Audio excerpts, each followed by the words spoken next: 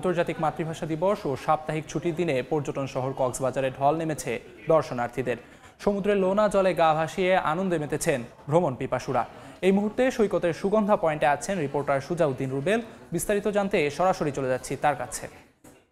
ছুটি মানে কক্সবাজারে পর্যটকের ঢল, সেটা হোক সাপ্তাহিক ছুটি কিংবা সরকারি ছুটি, যে ছুটি মিললেই কক্সবাজারে ছুটে আসে হাজার হাজার মানুষ। আমরা এখন লক্ষ্য করছি আজকে সাপ্তাহিক ছুটির দিন, পাশাপাশি 21শে ফেব্রুয়ারি যে সরকারি বন্ধ রয়েছে, সবকিছু মিলিয়ে বেলা যতই বাড়ছে কক্সবাজার সৈকতে বিপুল সংখ্যক পর্যটক ভিড় করছে। বিশেষ করে বালিয়াড়ি থেকে শুরু করে সাগরতীর সব জায়গায় মানুষ আর মানুষ।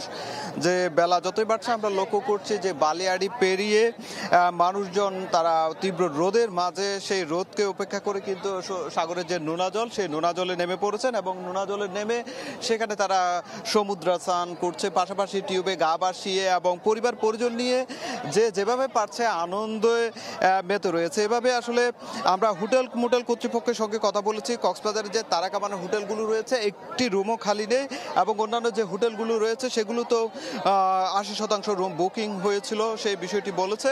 এই যে ভিড়, সেই ভিড়টি কিন্তু আগামী আরও 2-1 দিন থাকবে এমনটাই বলছে পর্যটন সংশ্লিষ্ট ব্যবসায়ীরা। তবে এখানে যে বিপুল সংখ্যক পর্যটক এসেছে সেই ক্ষেত্রে আমরা লক্ষ্য করছি এতদিন সাগর অনেকটাই শীতল ছিল, কিন্তু এখন সাগরের ঢেউয়ের উত্তাপ যেমন বেড়েছে ঠিক তেমনি রোদের তীব্রতাও বেড়েছে। তাই লাইফগার্ড কর্মীরা যারা রয়েছেন তারা সার্বক্ষণিক সমুদ্র সৈকতে 3 স্তরের নিরাপত্তা ব্যবস্থা নিয়েছে।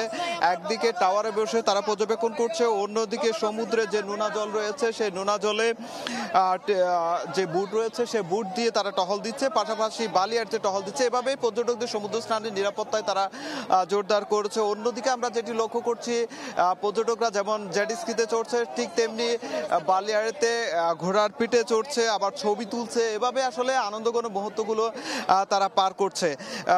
তবে যে বিষয়টি উল্লেখযোগ্য সেটি হচ্ছে শুধু কক্সবাজার সমুদ্র সৈকত নয়, অন্যান্য যে পর্যটন স্পটগুলো রয়েছে বিশেষ করে রামু বৌদ্ধ বিহার, দীর্ঘ মেরিন ড্রাইভ থেকে শুরু করে ইনানি পাথুরে সৈকত, হিমছড়ি এবং পাতুয়ার টেক সব জায়গায় কিন্তু আজকে আমরা লক্ষ্য করেছি বিপুল সংখ্যক পর্যটক। সব জায়গায় পর্যটকরা এসে তারা তাদের মতো করে আনন্দ করছে এবং এসব পর্যটকের নিরাপত্তায় কিন্তু ট্যুরিস্ট পুলিশের পাশাপাশি বিচ কর্মী থেকে শুরু করে জেলা প্রশাসনের